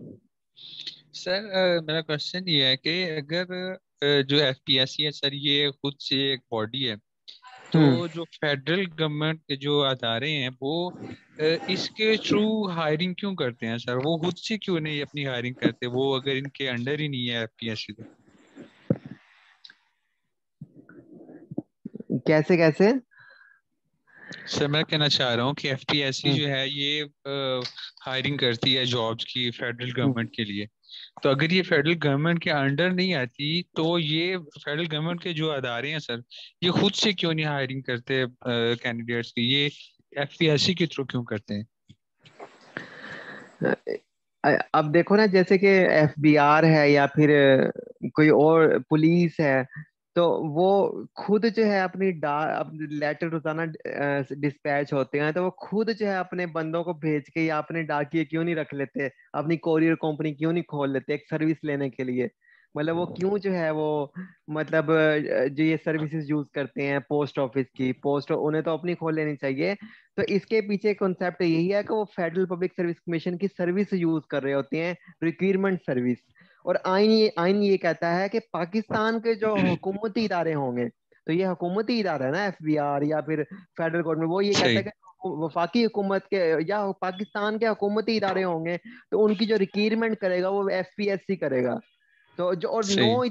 9 इदारे ऐसे हैं जो फेडरल गवर्नमेंट के अंडर हैं, जैसे जो सीएसएस के अंडर भी आते हैं, तो 9 हैं सिर्फ, जो वो अपनी जो रिक्रूटमेंट है वो एफपीएससी के जरिए करवाते हैं, क्योंकि वो हुकूमती इदारा है। जो इसके अलावा बाकी हैं, जैसे वापडा हो गया, पीएसओ हो गया, पीआईए हो गया, उसके अलावा कई ऐसे हो गए, कभी आपने सुना है कि वो एफपीएससी के जरिए भर्ती हो रहे हो? वो खुद करते हैं अपनी भर्ती। तो वो सही। दीज ये सिर्फ क्योंकि वफाकी हुकूमत है, वो खुद जिम्मेदारी नहीं लेना चाहती। जब एक इदारा है बना कॉन्स्टिट्यूशन के अंडर, तो वो उसकी जिम्मेदारी है उस इदारे की काम करना। वो उसे हुकूमत के अंडर इसलिए नहीं रखा गया कि वो एक अच्छी ब्यूरोक्रेसी जो है वो उसे अवाम में से लेके आए, टेस्ट लेके एजुकेशनली एकेडमिकली उन्हें टेस्टिफाई करके लेके आए। अगर हुकूमत के अंडर कर देती तो फिर डायरेक्टली उसका चेयरमैन हुकूमत को जवाब दे होता, तो वो कहता ठीक है मैं तुम्हारी जॉब की छुट्टी करवाता हूँ, वरना 200 इंस्पेक्टर तो मेरे भर्ती करो पहले, फिर आप जो है मेरिट पे सही। भर्ती भी ना हो रहे होते। सही। अच्छा सर, ये जो ऑटोनमस बॉडीज हैं सर, ये गवर्नमेंट को रेवेन्यूज देती हैं या अपने पास ही रखती हैं, अपनी मर्जी से यूज करती हैं? ऑटोनोमस वो स्ट्रक्चर उसका देखना पड़ेगा ना, उस बॉडी का स्ट्रक्चर क्या है। अच्छा, जैसे Either universities. I, either it is the part of federal government, either it is the under of Prime Minister of Pakistan, or either it is under the President of Pakistan, या फिर जो है वो ये डिपेंड करता है। वो तो हमें उसका लीगल स्ट्रक्चर पढ़ना पड़ेगा उस बॉडी का खोल के क्या है, तो फिर हमें सही। अंडरस्टैंड करेंगे। जो जनरल है जैसे यूनिवर्सिटीज हैं, तो यूनिवर्सिटीज सेमी गवर्नमेंट कहते हैं इन्हें। सेमी का मतलब है ये पार्ट भी है, हुकूमत का पार्ट नहीं है। मतलब हुकूमत का पार्ट इस तरह से हो जाती है ये कि हुकूमत इन्हें फंडिंग करती है, हुकूमत जो है वो इन्हें फंड करती है। फिर हुकूमत की जो एजुकेशन मिनिस्ट्री है, उनके उनसे भी ये फंड लेते हैं, उनकी भी कुछ रेगुलेशन मानती हैं। लेकिन कुछ पावर्स इनकी खुद की हैं, जैसे कि ये गवर्नर के अंडर होती हैं, या फिर जो है जैसे ये अब भर्ती अपनी करती हैं, इनका पे स्केल्स अपने होते हैं, तरीका अपना होता है। जो हुकूमत के जो लाज हैं वो इन पे इन्फोर्स नहीं होते। मतलब हुकूमत के जो सही। ये सारे के सारे बाकी चीजें जो लाज हैं वो इन्फोर्स नहीं होते। तो ये नहीं है कि कोई लॉ इन्फोर्स नहीं होता, वो खास मतलब किस्म है वो चीजें जैसे हुकूमत की उन पे रेगुलेशन जो हैं, तो दूसरे फेडरल एम्प्लॉइज पे के लिए हैं वो, यूनिवर्सिटी के एम्प्लॉइज के लिए इन्फोर्समेंट नहीं है उनकी। ठीक हो गया, थैंक यू। ताकि ये एक मिनट में आपको बता दूं, एक थोड़ा सा मैं आपको क्लियर कर दूं। ये इसलिए किया जाता है ताकि वो अपने आप को इंडिपेंडेंटली ज्यादा ग्रो कर सकें, तेजी से आगे बढ़ सकें, ताकि उन्हें किसी किस्म की हर्डल ना हो। मैं एक एग्जांपल आपको प्रैक्टिकल बता देता हूँ। एफबीआर जो है वो ministry of finance, ministry of जो है वो रेवेन्यू के जो है वो revenue finance economic affair division के अंडर है। तो बेसिकली जो जो रेवेन्यू इकट्ठा करता है एफबीआर साल का, वो है 6,000 अरब रुपया। ठीक है। लेकिन जो हमें सैलरीज मिलती हैं, जैसे मुझे सैलरी मिलती है या आपको भी सैलरी मिलेगी, तो एफबीआर हमें सैलरी नहीं देता, क्योंकि हम तो एक डिवीजन है हुकूमत का। तो पूरे पाकिस्तान की जो जो फेडरल मिनिस्टर फेडरल गवर्नमेंट के एम्प्लॉइज हैं, उन सबको सैलरीज देता है फाइनेंस डिवीजन। जैसे मैंने बताया था कि पैसा आएगा कहाँ से, रेवेन्यू से आएगा, पैसा जाएगा कहाँ से, फाइनेंस से। तो फाइनेंस डिवीजन सैलरीज देता है।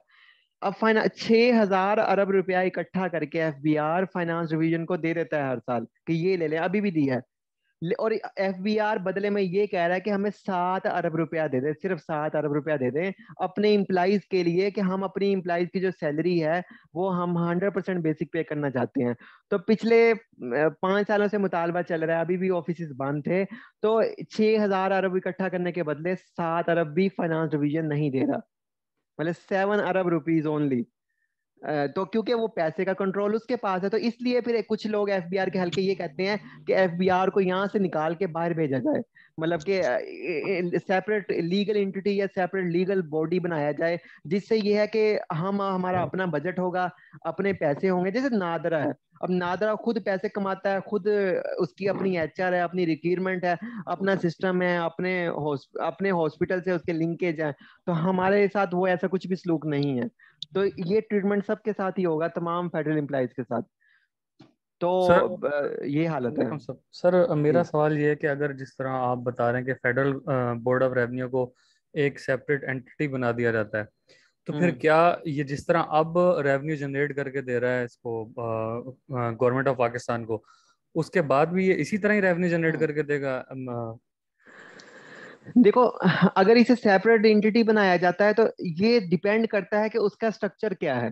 देखो, कोई चीज हुकूमत का हिस्सा होना या ना होना वो बात नहीं है, बात है कि उसका स्ट्रक्चर जो है, उसकी एचआर जो मैनेजमेंट सिस्टम है वो कितना स्ट्रोंग है। क्या चाहे हुकूमत का ही इदारा है कि वो जैसे मैंने आपको एयरफोर्स का बताया था, हुकूमती इदारा है, रेस्क्यू का बताया था, उसका स्ट्रक्चर इतना इफेक्टिव है कि इतने टैलेंटेड लोग वो लेता है। यहाँ गाड़ी नहीं बनती, वो जहाज बना रहे हैं।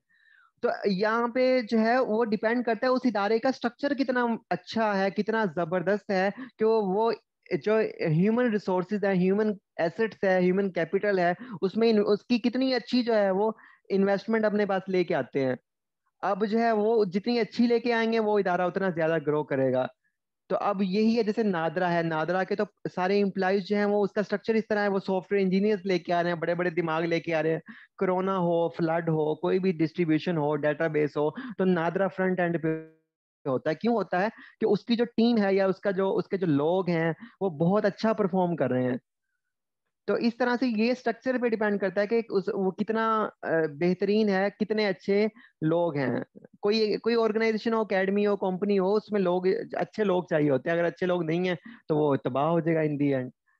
तो ये जो है, क्योंकि हुकूमत लोग ये कहते हैं कि इससे निकाल कर जो है प्रोफेशनल लोग लाए जाएं एफबीआर में, और वो तभी पॉसिबल है जब इससे निकलेगा, जब हुकूमत का हिस्सा होगा तो फिर उसे सीएसएस फॉलो करना पड़ेगा। जब सर इंडिपेंडेंट होगा तो उसे फिर वो अपनी रिक्वायरमेंट कर सकता है। सर जो मैं आपकी बात हाँ। काट रहा हूँ, सॉरी। ये इस तरह है कि अब मैं जिस इदारे में काम करता हूँ सर, मैं हूँ कंटोनमेंट बोर्ड के अंदर जॉब करता हूँ। तो हम्म ये सर लाया करता है मिनिस्ट्री ऑफ डिफेंस के अंडर। फिर उसके हम्म अंदर एमएलसी डिपार्टमेंट है। बिल्कुल ये लोग सीएसएस करके आते हैं, आके फिर यहाँ पे ये डिप्यूट हो जाते हैं। जबकि बिल्कुल ये वर्क करते हैं एज अ ऑटोनमस बॉडी। मतलब इनकी अपनी ही रेवेन्यू जनरेशन होती है, जिस तरह ये म्यूनिसिपल कॉरपोरेशन के इदारे हैं। तो ये एमएलसी डिपार्टमेंट भी सर ये रेवेन्यू जनरेशन खुद ही करता है सारी ना अपनी। कि जितना कंटोनमेंट बोर्ड होता है, जिस तरह बहावलपुर कंटोनमेंट बोर्ड हो गया, मुल्तान हो गया, मैं पंजाब की फिलहाल बात करूँ, सरगोदा हो गया, या इवन कराची भी हो गया। ये लोग अपना रेवेन्यू जनरेट करते हैं और उसी के अंदर अपने एम्प्लॉयज को सैलरीज देते हैं। और उसी बजट के अंदर ये लोग जितना भी डेवलपमेंट का काम होता है वो करते हैं। ये कमा के सर गवर्नमेंट ऑफ पाकिस्तान को कुछ नहीं देते।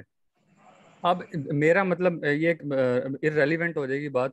अगर एफबीआर सर अगर हो जाता है, ऑटोनमस बॉडी बना दी जाती है, तो सर इसमें मतलब जितनी रेवेन्यू जनरेशन होगी, फिर तो ये गवर्नमेंट ऑफ पाकिस्तान को कुछ भी कमा के नहीं देगा। वो इसी मेरा ये राय है, इसीलिए वो इसको सेपरेट नहीं करना चाह रहे। बाकी मजीद आप बेहतर बता सकते हैं।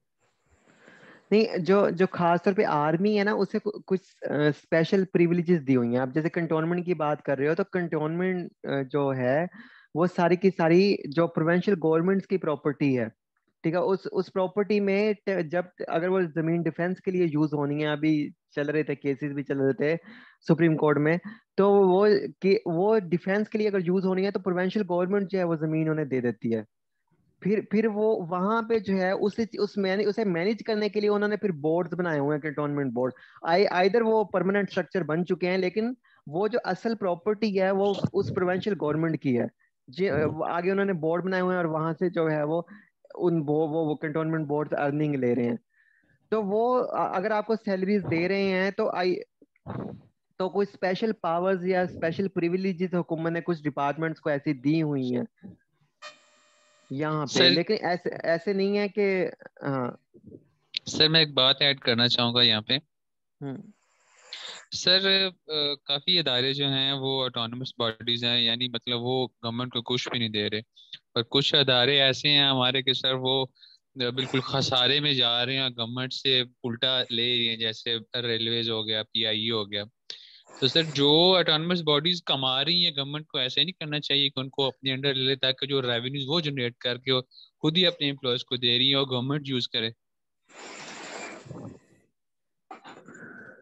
मुझे समझ नहीं आई थोड़ी सी, अगर आप दोबारा अपना रिपीट कर दें, मतलब थोड़ी एग्जांपल मुझे देते हैं। फॉर एग्जाम्पल सर, जैसे ये कह रहे हैं कि कंटोनमेंट बोर्ड वाले जो हैं वो रेवेन्यू जनरेट करते हैं और गवर्नमेंट को कुछ भी नहीं देते, क्योंकि वो ऑटोनमसली काम कर रहे हैं। तो सर ऐसे और भी अदारे होंगे जो रेवेन्यू जनरेट करके अपने ही एम्प्लॉयज को दे रहे होंगे, गवर्नमेंट को नहीं देते। तो सर ऐसे अदारे जो नहीं नहीं, ऐसे स्पेशली। ऐसे ऐसे नहीं होता। जो रेवेन्यू होता है वो सारा हुकूमत को ही जा रहा होता है। अगर हुकूमत का कोई डिपार्टमेंट है, देखो आप जो है इवन एक चालान भरते हो तो 32A का भर रहे होते हो, तो वो चालान वही भर रहे होते हो। तो कंटोनमेंट बोर्ड का जो रेवेन्यू है वो हुकूमत की मिनिस्ट्री ऑफ डिफेंस के पास ही है। आइदर के उसका अकाउंट जो है वो कंटोनमेंट बोर्ड वालों के पास है, तो वहां से भी उन फंड से फिर वहां कुछ दूसरी चीजें मैनेज हो रही होती हैं। मतलब कि कंटोनमेंट बोर्ड वाले जो है कुछ दूसरी चीजें मैनेज कर रहे हैं उस फंड से वहां पे, तो फिर उस हुकूमत को वहां पे फिर जो है फंडिंग जो है वो कम करनी पड़ती है। तो ऐसे नहीं है कि सही। कोई कोई बंदा इंडिपेंडेंट यहाँ पे हुकूमत का इदारा खुल जाए या फिर डिपार्टमेंट खुल जाए वो रेवेन्यू ना दे हुकूमत को, ऐसे नहीं होता। वो हुकूमत का हिस्सा डिपार्टमेंट, जैसे मैंने इसलिए इतना आसान किया, जिसम हुकूमती बॉडी एक जिसम है, वो जिसम के सही। अंदर एक डिवीजन है, उसके अंदर एक डिपार्टमेंट है। वो डिपार्टमेंट एक सेपरेट कैसे हो सकता है? वो हुकूमत का पार्ट ही है, और अगर वो नुकसान में होगा तो हुकूमत अपने जिसम के उस हिस्से को बचाने फौरन आएगी और उसे फंडिंग देगी। और खसारा अगर होगा, अगर वो कमाएगा तो वो हुकूमत को जो है वो पैसा देगा। वो पैसा ये नहीं कि डायरेक्ट वजीर आजम को दे, हो सकता है वो मिनिस्ट्री ऑफ डिफेंस को दे रहा हो, पैसा। तो ये सही। डिफरेंट डिफरेंट स्ट्रक्चर्स हैं, डिफरेंट डिपार्टमेंट्स हैं, जैसे यूनिवर्सिटीज हैं और उनका मकसद पैसा कमाना नहीं है। तो इस तरह से कुछ नॉन प्रॉफिट इदारे हैं। हुकूमत बेसिकली उनका वर्क है नॉन प्रॉफिट, हुकूमत का काम होता है वेलफेयर करना, इसलिए लफ्ज कहा जाता है। हुकूमतों का काम नहीं है बिजनेस करना। तो इस तरह से जो है डिफरेंट स्ट्रक्चर्स हैं डिफरेंट ऑर्गेनाइजेशंस के। तो ये इसीलिए उन्होंने जबरदस्त एक पेपर के लिए रखा है ये सिलेबस, कि क्या है फेडरल गवर्नमेंट, क्या है प्रोविंशियल गवर्नमेंट, आपको अंडरस्टैंड होना चाहिए। अगर उनका स्ट्रक्चर अंडरस्टैंड होगा फिर ही तो आप उसे उसके लिए प्रपोज कर पाएंगे कि बेहतरी की तरफ कैसे जा सकते हैं। ठीक है, तो अगर स्ट्रक्चर ही अच्छा नहीं होगा, तो अगर आपको स्ट्रक्चर का ही नहीं पता होगा वो बनता कैसे है, क्या चीज है, तो फिर आप किस सजेस्ट कैसे करेंगे। ये मकसद है पेपर का। तो पेपर पॉइंट ऑफ व्यू से उसी सर्कल में हमने रहना है। जी बताएं, नेक्स्ट किसी का कोई अस्सलाम क्वेश्चन है। वालेकुम सर। वालेकुम सलाम। मुझे ये नहीं समझ आ रही चुप करके क्यों बैठे हुए हैं इतने लोग, आप जी बताएं। सर आपने जी हमारा आप बताएं, उसके बाद नदीम आप बोले, इसके बाद नेक्स्ट पार्टिसिपेंट। जी सर, आपने मुझे कहा था ना कि मैं आपको बताऊंगा कि रोल और ऑब्जेक्टिव। सर ये काफी कंफ्यूज कर देते हैं ये फंक्शंस, ये जो लास्ट टाइम आपने असाइनमेंट दी थी। तो इसमें क्योंकि ये चीजें काफी आपस में मिक्सअप कर रही होती हैं, जैसे ट्रेनिंग एंड डेवलपमेंट है, अब आप इसको फंक्शन भी एज अ कंसिडर कर सकते हैं, उसको एज अ रोल भी कंसिडर कर सकते हैं। तो सर कौन से ऐसे पॉइंट्स हो, क्योंकि हमें ये हेडिंग देना काफी जरूरी है इस चीज के अंदर, बजाय इसके कि हम पैराग्राफ की शक्ल में लिखें। तो सर इसमें क्या डिफरेंस है, हम कैसे इसको डिफरेंस कर सकते हैं इनके अंदर। जी अच्छा ठीक है। देखिए अभी तो हम रोल और फंक्शंस के ऊपर पहुंचे नहीं है। हमने तो सिंपल मैनेजमेंट को और ह्यूमन रिसोर्सेज कितने इंपॉर्टेंट होते हैं, कंपनी के लिए इफेक्टिव होते नहीं, हमने उसे अंडरस्टैंड किया था। तो वो जस्ट दो स्लाइड थी लास्ट में, तो इसलिए उस पे एक सिग्निफिकेंस थी, उसकी अहमियत थी, स्कोप था। तो वो हम आगे जाके उसे अंडरस्टैंड करेंगे अगले चैप्टर्स में, अगले सेशंस सर में क्वेश्चन दिया एचआरएम हुआ को। था ना आपने। नहीं वो तो मैंने दिया था, what is management and what is human resource management and how they are inter related with each other, जी, और ये था ना। सेकंड वाला उसमें रोल पूछे हुए थे कि किस तरीके से जो है वो एक ऑर्गेनाइजेशन के लिए वो ये था। सक्सेसफुल। हाँ वो क्वेश्चन पढ़े ना जरा आप। Yes sir. How human resource management play play a pivotal role in the success of any organization, इस तरह एंड ये ग्रोथ ग्रोथ था शायद। इन एन ऑर्गेनाइजेशन, जी जी जी यही है। एग्जैक्टली वो यही था। वो उसका मकसद ये था कि ह्यूमन रिसोर्स मैनेजमेंट कितनी इंपॉर्टेंट है किसी ऑर्गेनाइजेशन को ग्रो करने के लिए। जी जी तो वो इसलिए इम्पोर्टेंट है कि जब हमारे पास अच्छे ह्यूमन रिसोर्सेज होंगे, अच्छा इंसानी दिमाग, इंसानी वसाइल होंगे, तो अल्टीमेटली वो ऑर्गेनाइजेशन ज्यादा ग्रो करेगी। तो इस पे जितना जी मर्जी जी लिख लें आप, उसमें आपके पास अच्छे इंटेलेक्चुअल्स होने चाहिए, अच्छे रिसर्चर होने चाहिए, अच्छे जो है वो टीम ओरिएंटेड लोग होने चाहिए, अच्छे जो है वो एडमिनिस्ट्रेटिव होने चाहिए, लॉयल होने चाहिए, कमिटेड होने चाहिए, ऑनेस्ट होने चाहिए, जो है वो और फास्ट सर इसके अंदर टास्क ओरिएंटेड होने चाहिए, जितना मर्जी आप लिखते जाएं। प्लानिंग और स्टाफिंग और ट्रेनिंग एंड डेवलपमेंट, लॉयल्टी नहीं एंड कमिटमेंट, ये सब चीजें आ सकती हैं।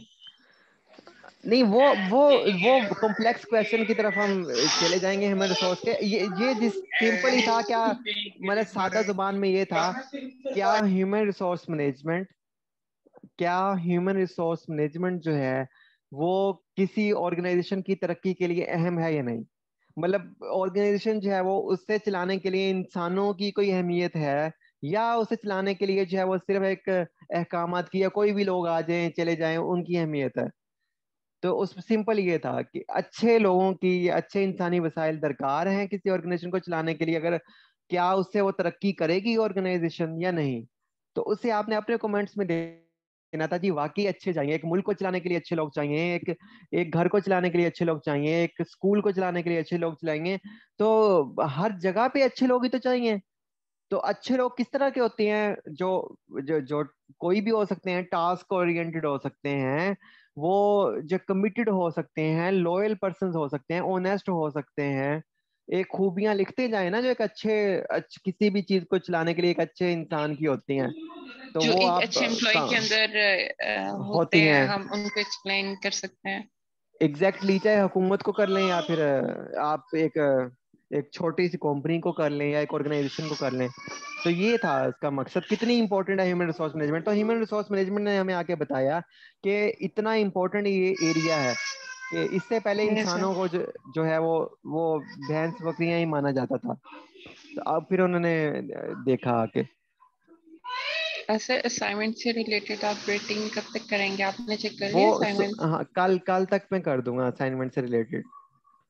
Yes sir, thank you so much. जी। इसमें नेक्स्ट जी, नेक्स्ट अस्सलाम वालेकुम नदीम। सर। नदीम कैसे हो आप, सर, ठीक हो? हाँ जी, शुक्र अल्लाह का। सर आप सुनाए, ठीक ठाक है? ठीक जी। नदीम समझ आया आपको सर, या नहीं? हाँ जी, हाँ जी सर। सर मैंने टॉमस बॉडी के मतलब सवाल पूछना था। जी जी। सर टॉमस बॉडी जैसे पावर डिवीजन है पाकिस्तान में इस हम्म। वक्त, उसमें सही। इन्होंने 10 कंपनियां बना दी है, डिक्सो जिसे बोलते हैं, 10 कंपनी हैं उनके डिस्कोस। अलग। हाँ जी, डिस्कोस इसका अलग अलग बीओडी है, अपने ये फैसले करती है सारे। Distribution supplies companies, I think इसका जी जी मुखफ़फ़ है, अगर मुझे जी गलत जी नहीं लग रहा। जी जी सर, बिल्कुल यही है सर, यही है सर। इलेक्ट्रिसिटी सप्लाई वापडा एक इदारा था, आई थिंक हाँ जी 1956 में बना था, water and power development authority, water and वापडा। तो वो दो उसके विंग थे, एक जो है वो डैम्स बनाता था, पानी को देखता था, और एक जो है जी पावर विंग और एक वाटर विंग। पावर विंग जो है वो बिजली जो प्रोड्यूस होती है उसे देखता है। तो फिर जो बिजली डिस्ट्रीब्यूट होती है, तो इस तरह से करके फिर उन्होंने कंपनियां बना दी जो इलेक्ट्रिसिटी सप्लाई कंपनी है, जैसे जी जी लेस्को लाहौर में, के इलेक्ट्रिक कराची में, वो तो प्राइवेट है। आइसको है, मैपको है, इस फेस्को है। फेस्को है।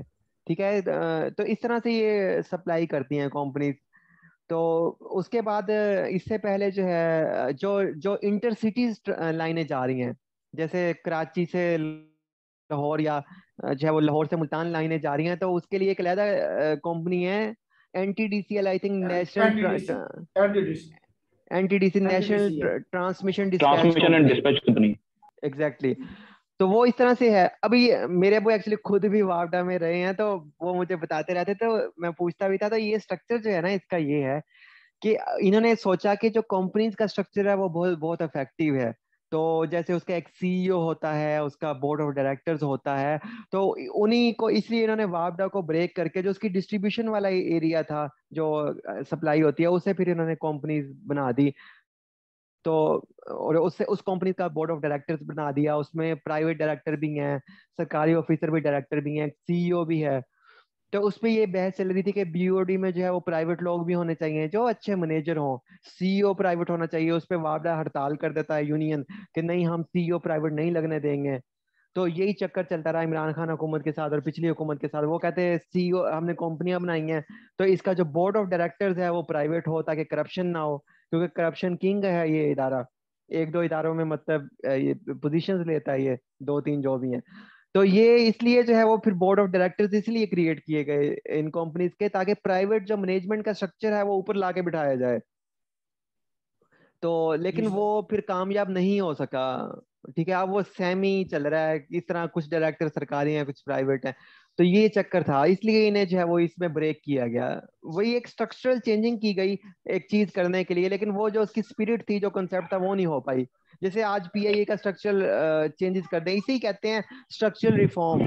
यानी उसके ढांचे को बदलो, ढांचा बदलेगा वो बॉडी खुद ही बदल जाएगी, उसकी ग्रोथ बदल जाएगी। इसलिए मैंने बताया कि ढांचा क्या होता है, बॉडी क्या होती अस्सलाम है। वालेकुम सर। वालेकुम सलाम जी। सर क्वेश्चन ये था कि आप ये बता रहे हैं ना कि ये टॉपिक जो है हमने मतलब इस वक्त जो पढ़ा है, इसके एग्जाम पॉइंट ऑफ व्यू से मतलब इसमें किस तरह से क्वेश्चन बन सकता है, किस तरह से मतलब कि क्वेश्चन आ सकता है। जैसे आपने बताया कि ये चार से लिंक करके क्वेश्चन बनाएंगे, तो किस तरह के क्वेश्चन बन सकते हैं इस टॉपिक से, क्योंकि ये डायरेक्टली स्ट्रक्चर तो नहीं पूछेगा वो। देखो देखो, एक उन्होंने जो एरिया दे दिया ना, वो एक वाइड एरिया दे दिया आपको पेपर पे। ये देखें जरा इस एरिया को। इसलिए इसलिए मुझे अर्ली माजत करना पड़ी लाभ वालों से। ऑर्गेनाइजेशन देखो पहले वो कैसे पूछ रहा है, definition significance and scope of HR, it is okay, ये एक एकेडमिक सब्जेक्ट है। फिर आगे बीच में ठीक ही है। ले आया वो एक नई चीज को, organisation of the federal and provincial governments. हालांकि एचआर में अंदर लाने का इसका क्या काम है, वो कहता है कि आप देखो भाई सिर्फ एचआर एकेडमिक वाली नहीं पढ़नी, कंपनीज वाली नहीं पढ़नी, ये देखो कि ऑर्गेनाइजेशन कैसे है फेडरल प्रोविंशियल गवर्नमेंट की। इट इज ओके, हमने देख लिया।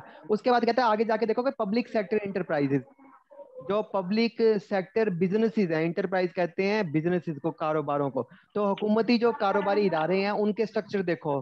फिर आगे फिर वापस एचआर की तरफ आ रहा है, तो approaches to human resource management, personnel management, tools of personnel management.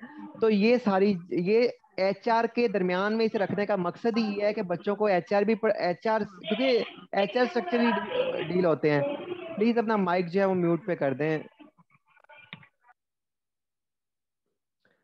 तो इसका मकसद यही है कि जो स्ट्रक्चर्स पढ़ाए जाएं बच्चों को, वहां से भी इनसे पूछा जाए, उस पे कोई ओपिनियन पूछ सकते हैं आपसे, कोई स्ट्रक्चरल रिफॉर्म पे पूछ सकते हैं, कोई स्ट्रक्चरल चेंजेस पे पूछ सकते हैं। क्योंकि किसी भी चीज को बेहतर बनाना है तो उसके स्ट्रक्चर में चेंजेस करनी पड़ेंगे, उसके ढांचे में बदलाव लाना पड़ेगा, तो वो इदारा, वो बॉडी जो है वो बदलेगी, ग्रो करेगी। वरना जो है वो उसी स्ट्रक्चर पे चलती रही तो वो फिर जो है वो क्रैश कर जाएगी। तो इसलिए वो तो एचआर सर को स्ट्रक्चर को लेके आए हैं। तो एक ये वाइड टॉपिक है, तो इसमें से कोई स्पेसिफाई नहीं किया जा सकता कि किस तरह के सवाल पूछेंगे। तो मैं यही कहूंगा कि इसमें स्ट्रक्चरल सवाल ही पूछेंगे कि रिफॉर्म कैसे हो सकती है, बेहतरी कैसे लाई जा सकती है, इम्प्रूवमेंट कैसे हो सकती है। यही एफपीएससी का तरीका कार रहा है पिछले सालों में ठीक है सर, डिस्क्रिप्टिव आपने एक क्वेश्चन बताया में। था कि इसका मेन पॉइंट ये हो सकता है कि पाकिस्तान का स्ट्रक्चरल रिफॉर्म्स जो है मतलब कि एफबीआई के, वो मतलब कि जैसे आपने बताया कि इसको जो है निकाल दिया जाए, मतलब फेडरल गवर्नमेंट से बाहर निकाल दिया जाए, इसे एक ऑटोनमस बॉडी बना दी जाए, मतलब नेशनल टैक्स फ्रेम, मतलब एक नेशनल टैक्स अथॉरिटी बना दी जाए या बॉडी बना दी जाए। तो इसके अलावा और क्या पॉइंट्स हो सकते हैं, मतलब कि इसकी फेवर में क्या पॉइंट्स हो सकते हैं, और अगर ये ऐसा करते हैं तो फिर और इसके नुकसान मतलब इस तरह के क्या आ सकते हैं। तो इस तरह की को मतलब कि अगर पॉइंट्स पे बात हो जाए तो थोड़ा सा क्लियर हो जाएगा कि फिर उसको लिखने में भी आसानी हो जाएगी। वो इस तरह पूछ सकते हैं, देखो इस टाइम जो है फिजिकल पॉलिसी भी इसमें आ रही है, सारी चीजें देखो इसमें वो पूछ सकता है कि पीआईए खसारे में है, वापडा खसारे में जा रहा है, ठीक है, उसका जो सर्कुलर डेप्ट है वो 300 बिलियन है, पीआईए क्रैश करने को है, स्टील मिल जो है वो क्रैश कर गई है, खत्म हो चुकी है वो। तो इस तरह और भी कई इदारे हैं जिसे जो हुकूमत उसे फंड कर रही है, जैसे सबसे अहम इदारा है रेलवेज। अब रेलवेज भी जो है वो इसके अंडर आ रहा है। अच्छा, जो पीआईए जो वो आई थिंक इंडिपेंडेंट बॉडी हो सकता है, लेकिन जो रेलवेज है वो तो डायरेक्टली डिपार्टमेंट है, that is not the body, ठीक है। तो अब आपकी असाइनमेंट है, आपने पीआईए का स्ट्रक्चर मुझे बताना है, और उसके बाद ग्रुप में, और उसके बाद फिर जो है वो रेलवेज का देखना है, वो तो बॉडी है मिनिस्ट्री ऑफ रेलवेज की। तो अब वो ये कह सकता है कि रेलवे इतनी खराब जा रही है इकोनॉमिकली, फाइनेंशियली जो है वो, तो उसे जो है वो रीफॉर्म, रीबिल्ड, रीऑर्गेनाइज जो है वो कैसे किया जा सकता है, आप अपना ओपिनियन दें।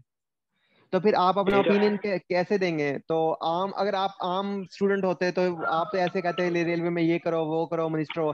तो स्ट्रक्चर स्ट्रक्चर पढ़ाने का मकसद ही आपको ये है कि आप अंडरस्टैंड करो इन डेप्थ को जाके, उसके क्रक्स को जाके, कि भाई रेलवे को पहले तो हटाओ, मतलब रेलवे को जो है शिफ्ट करो, बाहर शिफ्ट करो, उसे कोई कंपनी बनाओ, कंपनी बना के उसकी जो मैनेजमेंट है वो प्राइवेट सारी लेके आओ, पब्लिक प्राइवेट पार्टनरशिप का कॉन्सेप्ट लेके आओ रेलवे में।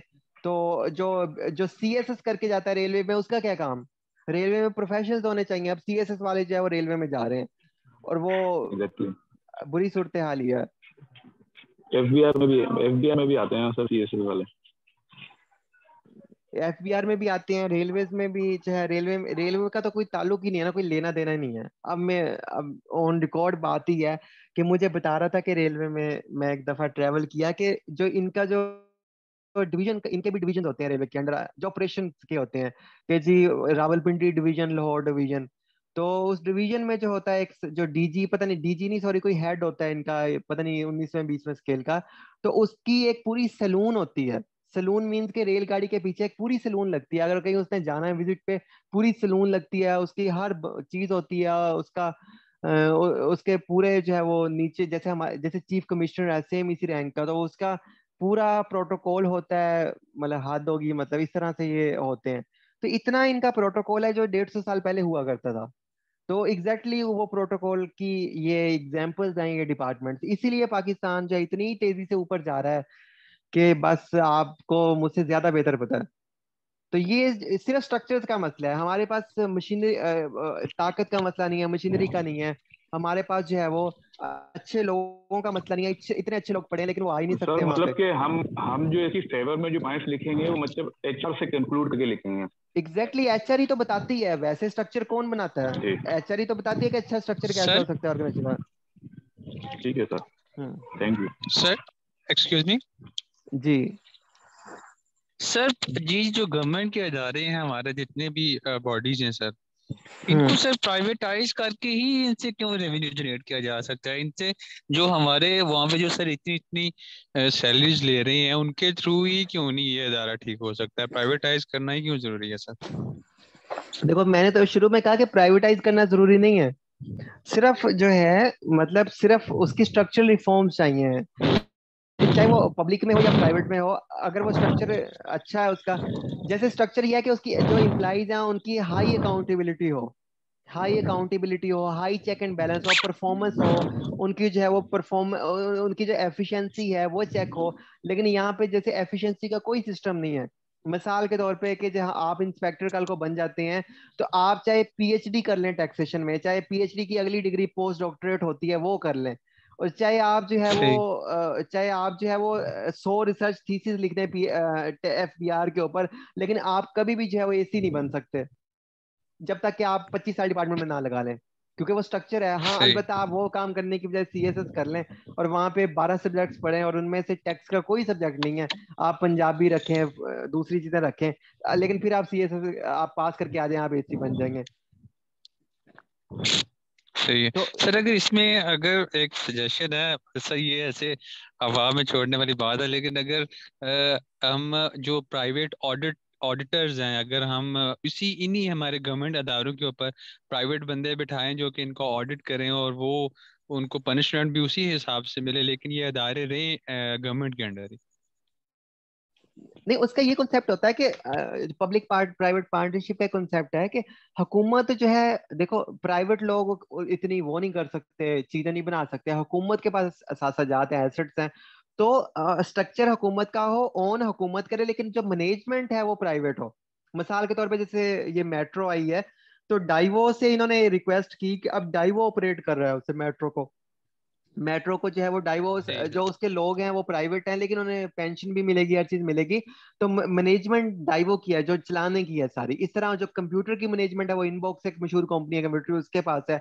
जो सफाई की है जैसे लाहौर सही। वेस्ट मैनेजमेंट कंपनी है। अब सफाई वाली जो कंपनियां आई पंजाब में, यहाँ पंजाब के सारे लोग जानते हैं।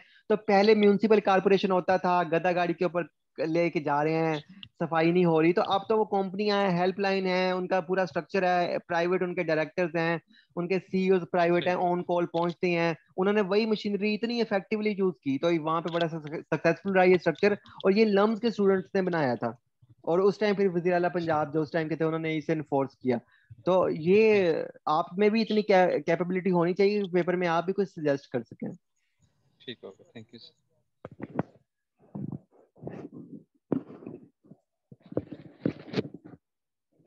जी, नेक्स्ट नेक्स्ट नेक्स्ट।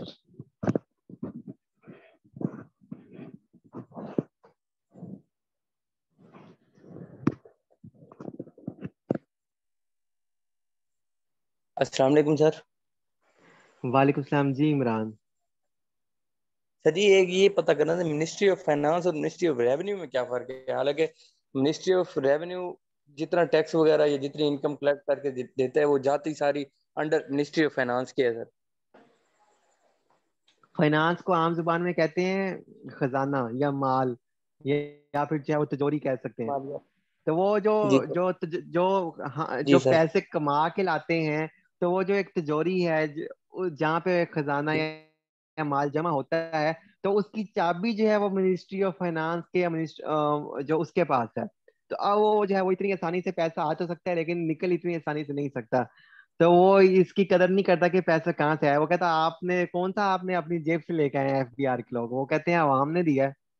तो जब आवाम का बुरा हाल है तो फिर आप क्या हो? आप तो सिर्फ लेके आए हो ना।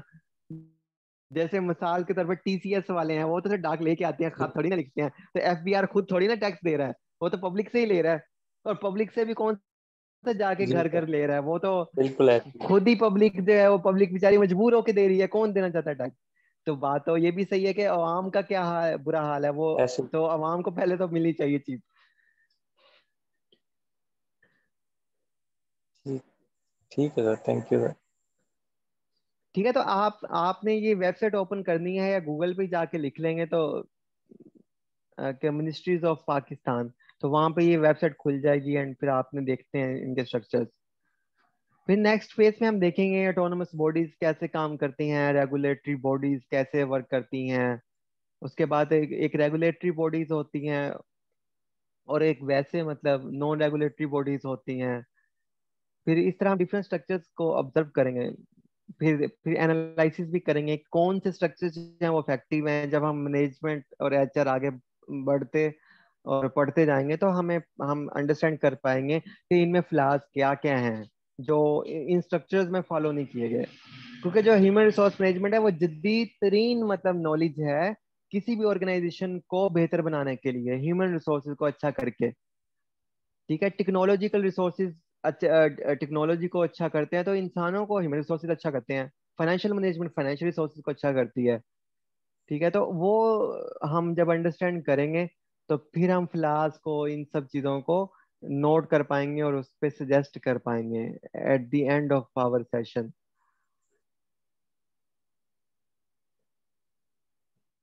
सो अगर सवाल अगला किसका है, सो फाइनली कंक्लूड करें सेशन को।